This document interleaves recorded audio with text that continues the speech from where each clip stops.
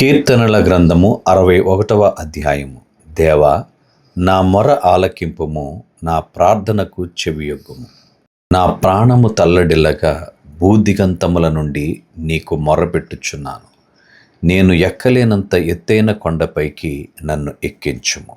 నీవు నాకు ఆశ్రయముగా నుంటివి, శత్రువుల ఎదుట బలమైన కోటగా నుంటివి.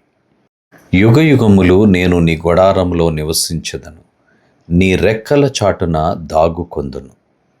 దేవా, నీవు నా మ్రొక్కుబడులను అంగీకరించి ఉన్నావు.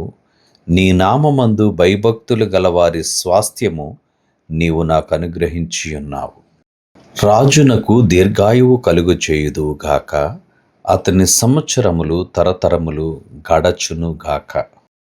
దేవుని సన్నిధిని అతడు నిరంతరము నివసించును గాక. అతన్ని కాపాడుటకై కృపాసత్యములను నియమించుము. దినదినము నా మ్రొక్కుబడులను నేను చెల్లించున్నట్లు నీ నామమును నిత్యము కీర్తించెదను.